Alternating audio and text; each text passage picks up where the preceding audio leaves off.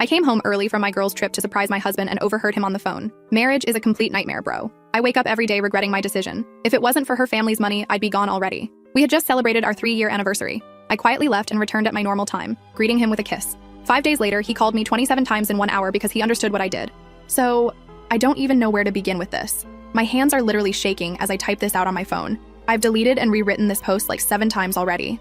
Everyone's asleep in the house and I'm just sitting here in the bathroom with the shower running so Connor doesn't hear me crying. Connor and I have been married for 3 years. He always seemed so genuine compared to the guys I usually met through my family's social circles. My family has money. Not like crazy rich, but comfortable enough that I've never worried about bills. Connor comes from a middle-class background.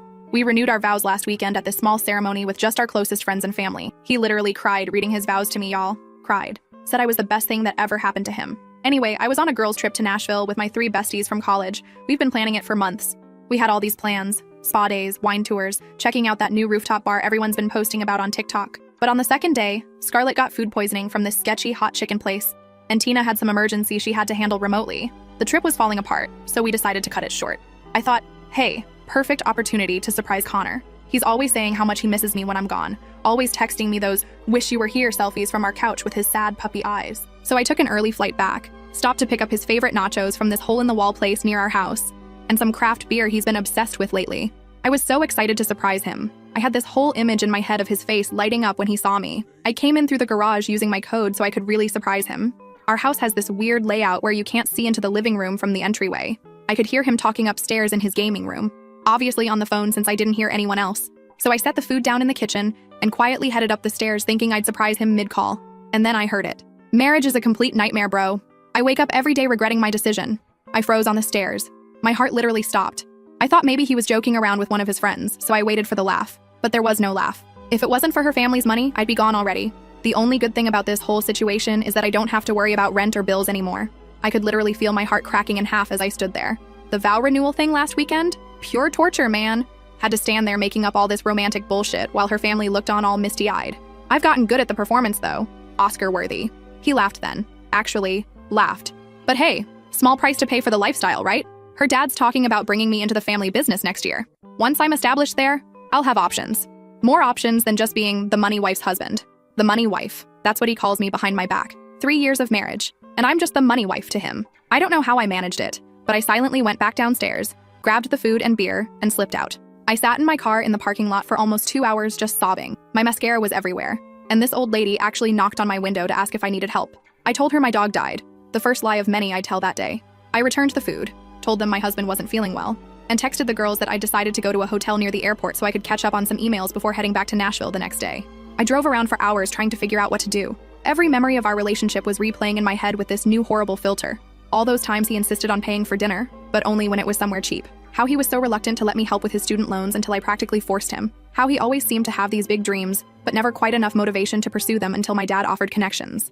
Our anniversary gift from his parents was this engraved wooden sign for our entryway that says, "Where your story begins." I literally stared at it this morning while drinking coffee and thinking our story was just beginning its next chapter. But it turns out our story was actually just a financial transaction for Connor. I decided to go back to Nashville. I spent the next 3 days pretending everything was fine with my girlfriends, even though I was dying inside and probably drank way too much wine every night, then came home at my originally scheduled time, and I greeted him with a kiss. I looked into the eyes of the man who called our marriage a nightmare and kissed him hello like nothing was wrong. I've been living this lie for 5 days now. 5 days of sleeping next to someone who apparently regrets waking up next to me every morning. 5 days of analyzing every interaction we've ever had, wondering what was real and what was part of his Oscar-worthy performance. I've been checking our accounts. Turns out Connor has been making these weird withdrawals. Nothing huge, but like $200 here, $300 there. Always just under the amount we agreed would need a conversation. Where is that money going? Has he been saving up for his eventual escape? Does he have someone else? Oh God, does he have someone else? Is there another woman who knows I'm just the money wife to him? Do they laugh about me together? I haven't told anyone yet. Not my friends, not my family, especially not my family. My dad adores Connor, is always talking about how he's like the son he never had. It would break his heart to know Connor only sees him as a meal ticket. I've been making subtle changes though. Yesterday, I accidentally left open a browser tab with my separate bank account information, the one he doesn't have access to. This morning, I mentioned that my dad is actually reconsidering some of his business ventures due to economy concerns. I've been working late, being just a little less affectionate, taking more calls in private. The bathroom sink has been leaking for weeks, and Connor kept saying he'd fix it this weekend. Last night, I just called a plumber without telling him. When the guy showed up, Connor looked so confused. I just shrugged and said, You seemed busy with other things. The plumber charged us $85 for a 10-minute fix, and I could see Connor mentally calculating that money being wasted. And my plan is working. Connor's getting nervous. This afternoon, while I was out running errands, he called me 27 times in 1 hour. 27 times. When I finally called back, he was practically frantic, asking if everything was okay, if I was mad at him, if something happened with my family. I played it cool. Said my phone was in my purse while I was at Target. Said everything was fine. Asked why he would think otherwise. The silence on his end was deafening. So now I'm here, typing this out while locked in the bathroom with the shower running, trying to figure out what to do next. I know I need to confront him, but I also need to be smart about this. We have joint accounts, my mistake. My name is on the mortgage, but he's on the deed. Everything is tangled up. I'm trying to come up with a plan. Part of me wants to just scream in his face about what I heard, but another part wants to be more strategic. What if I slowly withdraw emotionally while getting my financial affairs in order? What if I document everything? What if I let him think everything is okay until it's decidedly not okay for him? I think that's what I'm going to do. He spent 3 years lying to my face. Maybe I can manage a few weeks of the same. I have to go. The hot water is probably running out and Connor will wonder why I've been in the shower for 45 minutes.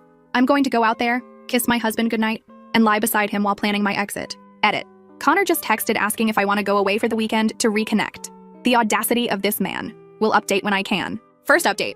First, thank you all for the overwhelming support on my last post. I read every single comment, and y'all gave me the strength to get through these past 2 weeks without completely falling apart. Sorry for the delay in updating. I've been careful about my online activity since Connor has suddenly developed this weird habit of casually glancing at my phone whenever it's nearby. So, it's been 14 days since I overheard my husband of 3 years telling his friend that our marriage is a nightmare and I'm just his meal ticket to financial comfort. 14 days of sleeping next to someone who apparently regrets waking up beside me every morning. 14 days of the most exhausting performance of my life. The day after my last post, I decided I needed to be methodical about this. No emotional reactions, no confrontations, until I had everything lined up perfectly. I made a list, I'm a chronic list maker when stressed, of everything I needed to do. Secure my financial situation, gather evidence of his true character, not for legal reasons, but for when family inevitably asks questions. Find out exactly how deep his deception goes. Prepare an exit strategy. Build a support network, without revealing everything just yet. The first thing I did was call my personal bank, the account he doesn't have access to, and increase my security measures. Changed all passwords, added verbal security questions, and made sure they knew not to discuss my account with anyone but me. Then I started slowly moving money from our joint accounts into my personal one. Nothing drastic, just enough each day that it wouldn't immediately raise flags. Is that wrong? Maybe. But finding out your husband is a gold-digging liar kind of changes your perspective on fairness. The weekend reconnection trip, Connor suggested. I agreed to it, but suggested we go to this rustic cabin my family owns by the lake instead of the luxury resort he had in mind. The look on his face, y'all. He recovered quickly with a whatever makes you happy, babe, but I saw that flash of disappointment. Everything is suddenly making sense. How he always pushes for the expensive options when he knows my family might cover it, but becomes budget conscious when it's coming from our accounts. The cabin trip was actually revealing in ways I hadn't expected. Our Wi-Fi barely works out there, and Connor spent almost the entire weekend checking his phone and complaining about the spotty signal. He kept wandering down to the end of the dock where sometimes you can get 1 bar. At one point, I followed him, quietly, and overheard him telling someone he was going crazy, being trapped in the middle of nowhere, and would make it up to them when he got back. Who was he talking to? And what exactly was he planning to make up to them? When we got home Sunday night, he immediately said he needed to run to Walmart for some stuff for work tomorrow. He was gone for over 2 hours. For Walmart, which is 12 minutes from our house. When I checked our joint credit card app later, there was no charge from Walmart, but there was a $60 charge from a bar across town. During the trip, I had accidentally mentioned that my dad was considering early retirement due to some health concerns, completely made up, and might be scaling back some business operations. Connor spent the next hour asking increasingly detailed questions about dad's plans, the family trusts, and our future security. Barely a word about dad's fictional health issues. It was like watching someone rip off their mask without realizing they were doing it. I've also been digging through our financial history, and what I found made me physically sick. Over the past 3 years, Connor has borrowed nearly $17,000 from our joint accounts for what he called business expenses and investments, money that never returned and he can't properly account for. There's a pattern of large withdrawals right before he visits his hometown, suggesting he's been supporting someone or something there that I don't know about. Last week, I went through his nightstand while he was at the gym, something I never thought I'd do, but desperate times. Inside, I found a second phone, one of those cheap prepaid ones from Target. It was password protected, but he'd scribbled the code on a sticky note stuck to the back. Classic Connor, always forgetting his passwords. The phone had only one contact saved, D, with dozens of texts arranging meetups and discussions about money. Some referenced the long-term plan and staying the course. One from 3 months ago literally said, just 2 more years and we're set. 2 more years until what? I took pictures of everything with my phone before carefully replacing his exactly as I found it. The psychological warfare is the strangest part of all this. I've been slightly altering my behavior, being just a little less affectionate, taking more private calls, mentioning casual conversations with our family lawyer. Nothing confrontational, just different, and Connor is losing it. 2 nights ago, he actually went through my closet while I was in the shower. I only know because he left my boots in a different order than I keep them. Yes, I'm that person who arranges her shoes precisely. When I came out and noticed, I didn't say anything, just rearranged them while he watched from the bed, pretending to be on his phone. Yesterday, I found him scrolling through my iPad search history while I was making dinner. I'd intentionally left searches for signs your husband is cheating and separate bank accounts in marriage for him to find.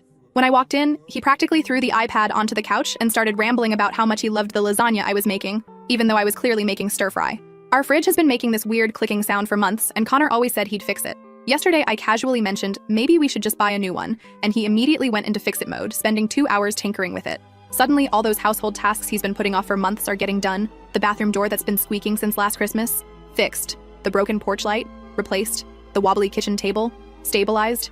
It's like watching someone frantically trying to prove their value. I've started having lunch with Loretta once a week. She's my best friend since college and the only person I've told about what's happening. She was initially shocked, then furious on my behalf, and has now become my co-conspirator and sounding board. She helped me set up a separate email account that Connor doesn't know about and suggested I start documenting everything. Last Wednesday, I was working late at a client meeting. Truthfully, I was actually just sitting in a Starbucks scrolling through Surviving Infidelity and taking notes.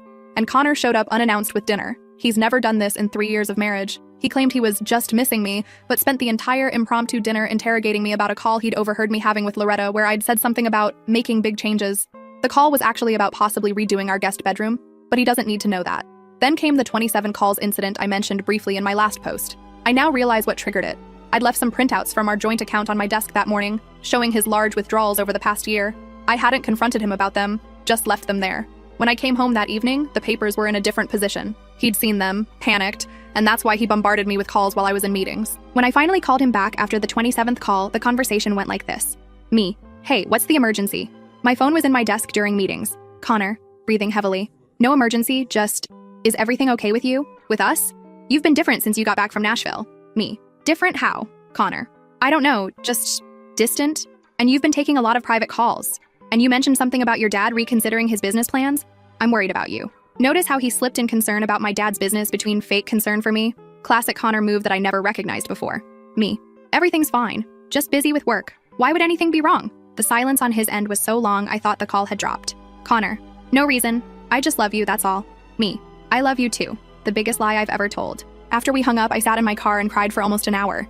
Not because I'm sad the marriage is ending, but because I'm mourning the relationship I thought I had. The Connor I fell in love with doesn't exist. He's a character. Played by a man who sees me as nothing but a bank account with a body attached. Last night, he suggested we have another vow renewal ceremony for our parents who couldn't make it to the first one. When I asked why the sudden interest in renewing vows we just renewed 2 weeks ago, he stammered something about celebrating our love with everyone important to us.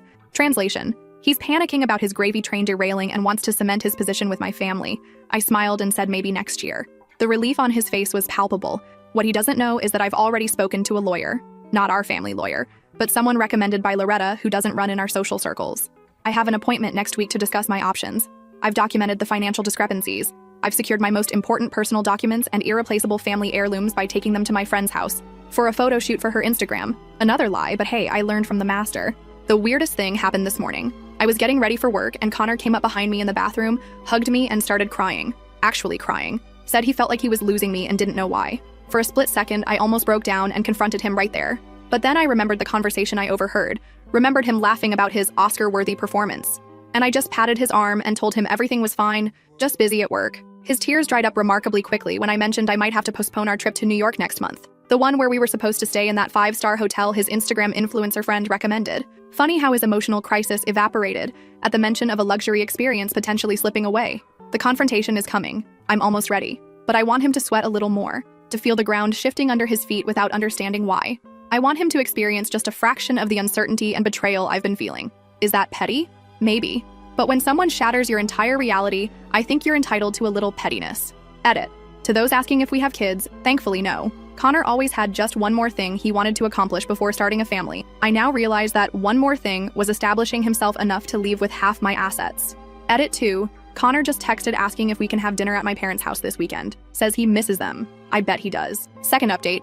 Hey y'all, it's been about a month since my last update, and so much has happened. First, thank you for all your support and advice. I've read every comment, even the ones questioning my methods. Trust me, I've questioned them myself every step of the way. So, picking up where we left off. After discovering Connor had been secretly siphoning money from our accounts and only staying with me for my family connections, I spent weeks quietly gathering information and preparing my exit strategy.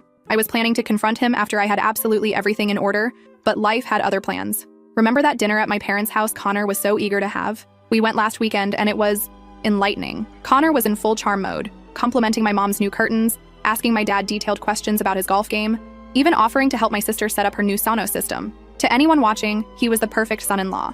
But now that I knew what to look for, I could see the calculation behind every interaction. During dinner, Connor casually mentioned he'd been researching investment properties in my parents' neighborhood. My dad, bless him, immediately started talking about how property values in their area were expected to rise 20% in the next 5 years. Connor's eyes actually lit up. I'm not exaggerating. It was like watching a slot machine hit the jackpot. That night after we got home, I found him on our iPad looking at properties way above our price range. When I asked how we could possibly afford them, he smiled and said my dad had mentioned helping with the down payment. My dad had said nothing of the sort. The next morning, I had my meeting with the lawyer Loretta recommended. She was amazing, direct, supportive, and thorough. She helped me understand exactly what I was entitled to and what Connor might try to claim. The good news? Our prenup does offer some protection, though not as much as I'd like. The better news? The financial forensics revealed a pattern of deception that could potentially invalidate portions of the prenup. While I was meeting with the lawyer, Connor was apparently having a complete meltdown at home. I'd left my laptop open that morning with a browser tab showing flights to my cousin's place in California, part of my exit strategy planning. When I got home, Connor had prepared an elaborate dinner with my favorite everything: wine, candles, the works. He was trying so hard to be charming, but there was this desperate edge to everything. His hands were actually shaking when he poured the wine. During dinner, he kept dropping these bizarre comments about how much he loves our life together, how grateful he is for me, not my family, specifically me, and how he's never been happier. It was like watching someone perform a role they hadn't quite learned all the lines for. Then came the bombshell. He suggested we start trying for a baby, right now. This from the man who has spent 3 years finding excuses to delay starting a family. I nearly choked on my wine. I asked why the sudden change of heart. Connor gave me this speech about realizing what truly matters in life, and how he's finally ready for the next step in our journey together. He actually got teary-eyed, y'all. Oscar-worthy indeed. I smiled and said, that's quite a coincidence, because I've been doing some thinking about our future too. The hope that flashed across his face was almost sad. I continued, in fact, I've been reflecting a lot on our relationship since I got back from Nashville. The hope vanished, replaced by something closer to panic. He reached for his wine glass so quickly he nearly knocked it over. He asked what kind of reflections. That's when I decided to start laying my cards on the table. Not all of them, but enough to watch him squirm. I said I'd been thinking about honesty in marriage, about what people really want versus what they say they want. Connor's face went so pale I thought he might pass out. He asked what that meant. Instead of answering directly, I asked if he remembered what he said in his vows at our renewal ceremony about how meeting me was the best thing that ever happened to him. He nodded, attempting a smile that looked more like a grimace. I asked if he meant it. Of course I did, he said, reaching for my hand across the table. I meant every word. I pulled my hand away slowly. That's interesting, because I could have sworn I heard you tell Danny that the vow renewal was pure torture, and that you had to make up romantic bullshit while my family looked on. The color drained from his face completely. His mouth opened and closed several times, but no sound came out. When he finally tried to speak, I continued, or maybe I misheard. Maybe you didn't call our marriage a nightmare and say you wake up regretting your decision every day. Maybe I imagined the part where you said the only good thing about our relationship is my family's money. Connor knocked over his wine glass then, sending red wine cascading across our white tablecloth. He didn't even move to clean it up. He just stared at me with this expression of pure horror. When he asked when I heard it, I told him. When I came home early from Nashville to surprise you. Surprise. Baby, you completely misunderstood, he started, his voice taking on that soothing tone he uses when he thinks I'm being emotional. I was just venting to Danny about a rough patch. Everyone says things they don't mean when they're frustrated. A rough patch, I repeated? Interesting. And which part was the misunderstanding? The part where you called me the money wife? Or the part where you said you're only sticking around until you're established enough to have options? His face went from pale to gray. He clearly hadn't realized how much I'd heard. He stammered that it was taken completely out of context. Then please, Connor, explain the context where telling your friend our marriage is a nightmare and you're only with me for financial gain makes sense. He couldn't, of course. Instead, he switched tactics, going from denial to tearful apology in seconds flat. He claimed he'd been going through a personal crisis when I overheard him, that he didn't mean any of it, that he loved me more than anything. I just sat there watching this performance with new eyes. All the things I used to find sincere, the tender glances, the earnest declarations, the vulnerable moments, now looked like carefully calculated moves in a long con. Are you leaving me? He finally asked. I haven't decided yet, I lied. Of course I had decided, but he didn't need to know that yet. What followed was 2 weeks of the most exhausting emotional manipulation I've ever experienced. Connor pulled out all the stops. He sent flowers to my office every day with increasingly desperate notes. He contacted my parents claiming he was worried about my sudden change in behavior. He suggested couples therapy, rich coming from someone who thought our marriage was a nightmare. He even reached out to Loretta trying to get her to talk some sense into me. The most telling part? During his campaign to save our marriage, he never once mentioned my family's financial situation. It was like he was carefully avoiding the very thing that had motivated him all along. Meanwhile, I continued executing my plan. I moved the remaining funds from our joint accounts into my secured personal accounts. I spoke with my family's financial advisor to ensure Connor couldn't access any family assets. I packed essentials and irreplaceable items and moved them to a storage unit Connor doesn't know about. I also had a private conversation with my parents, which was one of the hardest things I've ever done. My dad has always thought of Connor as the son he never had, and my mom adored him for, supposedly, making me happy, telling them that their beloved son-in-law was a fraud who only wanted their money and connections nearly broke them. Dad wanted to confront Connor immediately, but I convinced them to follow my lead for just a little longer. The dishwasher broke down 3 days ago. Perfect timing, right? Connor immediately volunteered to call someone to fix it, which was unusual since he normally complains about repair costs. I said we should just buy a new one, and he agreed without even asking about the price. He's desperately trying to appear unconcerned about money now. Last night, we attended a dinner party at my friend Scarlett's new house. Connor has always found Scarlett a bit much, his words, with her loud personality and unfiltered opinions. But last night, he was hanging on her every word, laughing at all her jokes, even complimenting her TikTok dance videos that he's previously called embarrassing at her age. Halfway through dinner, Scarlett's boyfriend Lucas, who knows nothing about my situation, casually mentioned a news story about a guy who had scammed his wealthy wife for years. Everyone laughed about what an idiot the man was to think he could get away with it. Everyone except Connor, who suddenly became very interested in his mashed potatoes. When Lucas asked him what he thought about the story, Connor muttered something about not all relationships being what they seem on the surface. The table went quiet. I could feel Scarlett looking at me, confused by the sudden tension. I just smiled and asked her to pass the salt. On the drive home, Connor was unusually quiet. When we pulled into our garage, he turned to me with this desperate look and asked if everything was really okay between us. I told him I didn't know what he meant. He said things had felt off for weeks, and he couldn't shake the feeling that something was terribly wrong. I looked him straight in the eyes and said, "Maybe you should check your conscience if you're feeling that something's wrong." He flinched like I'd slapped him. This morning, I found him going through our wedding album, something he hasn't looked at in years. He claimed he was feeling nostalgic, but the panic in his eyes told a different story. He's trying to find clues about how much I know and what I'm planning to do about it. I've scheduled a meeting with my parents and our family financial advisor for tomorrow. Connor thinks it's about some routine trust matter, but it's actually to formally remove him as a beneficiary from several accounts and to discuss the implications of our upcoming divorce. I've already warned my parents to act normal until after the meeting. I'm not even angry anymore. I'm just tired. Tired of the performance, tired of watching him scramble to maintain his facade, tired of pretending I don't know our entire marriage has been a business transaction to him. Tonight, Connor suggested we take a second honeymoon to reconnect. He showed me pictures of this ridiculously expensive resort in Bali on his phone, talking about infinity pools and private beaches. The old me would have been thrilled. The new me just wondered how much of my family's money he was planning to spend on this last-ditch effort. I smiled and told him it sounded lovely, but maybe we should talk about it after the meeting with my parents tomorrow. The relief on his face was immediate. He clearly thinks he's still got time to fix whatever's broken. He doesn't realize that by this time tomorrow, his carefully constructed world will be in pieces.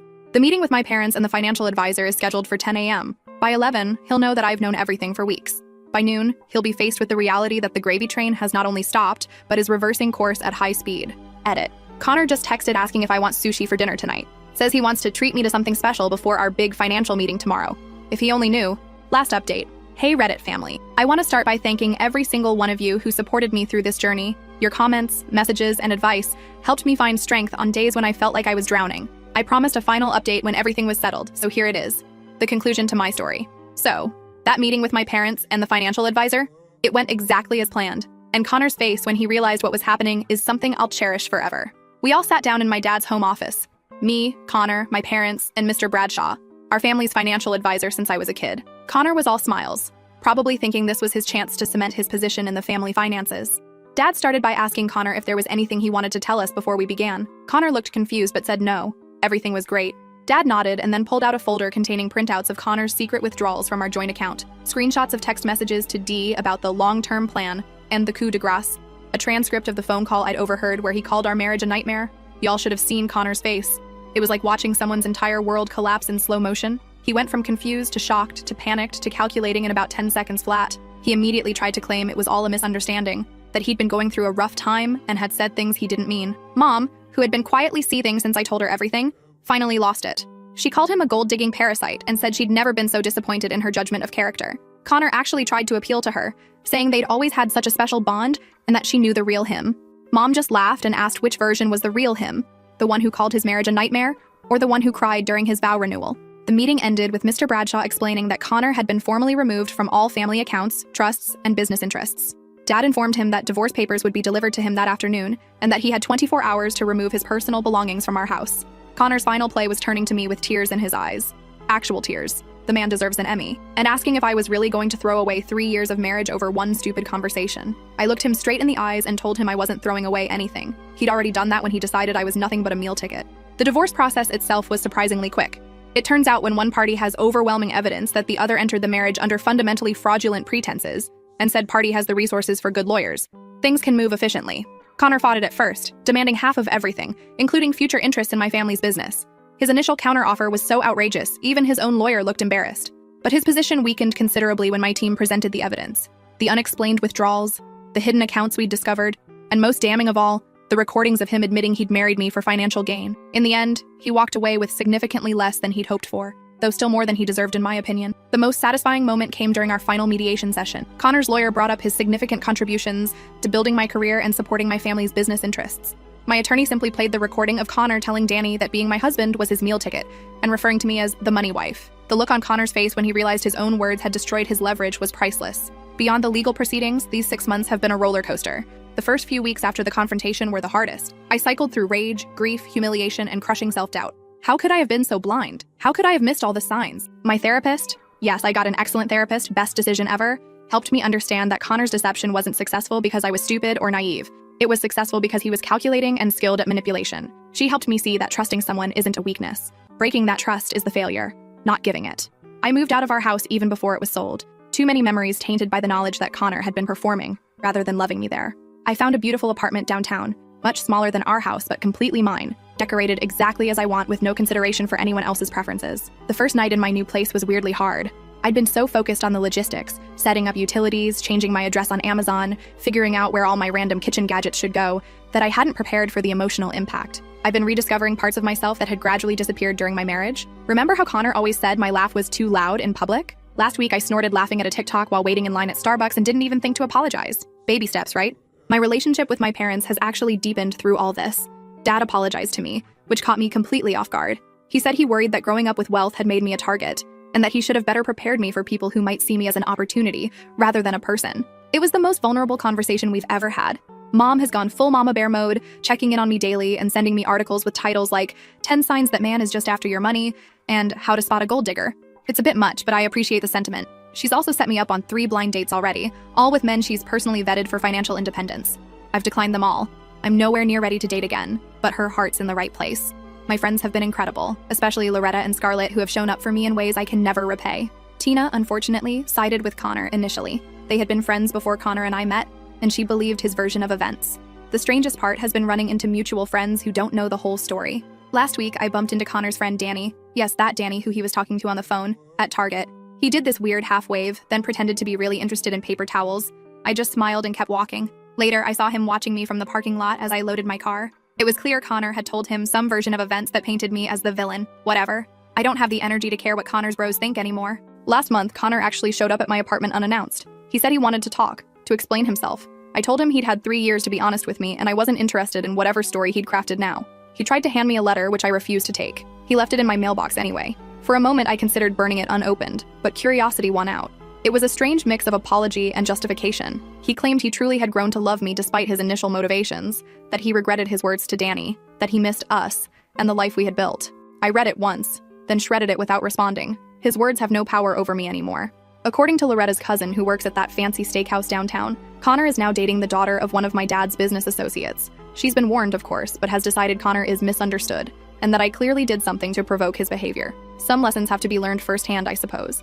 I've also gotten really into cooking, something Connor always dominated in our relationship. Last night, I made this amazing mushroom risotto that actually turned out edible. Progress. Do I still have bad days? Absolutely. Sometimes I wake up furious that I gave 3 years of my life to someone who saw me as nothing but a bank account. Sometimes I worry about trusting anyone romantically again. Sometimes I still replay conversations and interactions, looking for signs I should have seen. The divorce was finalized last month, 47 days faster than average for our county. The house sold quickly, and I used my portion to pay off some student loans I'd been carrying forever and invested the rest. Connor tried to claim emotional distress and damage to his professional reputation in our final hearing, but those claims were dismissed almost immediately. Last week, my mom sent me a Facebook screenshot of Connor at some charity gala with his new girlfriend. My first reaction wasn't jealousy or anger, it was relief. Relief that he's someone else's problem now. Relief that I don't have to wonder if every smile, every kind word, every gesture of affection is part of some elaborate performance designed to access my family's money. The money wife is dead. Long live just plain Natalie. Oh, remember that second phone I found with the mysterious contact D?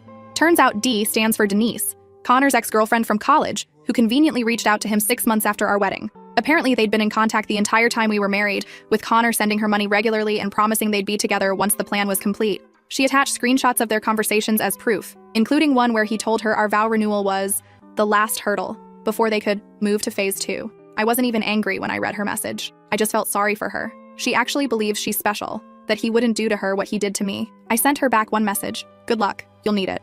Edit. Many have asked if I'm still in contact with Connor's family. His parents actually reached out to apologize after everything came to light.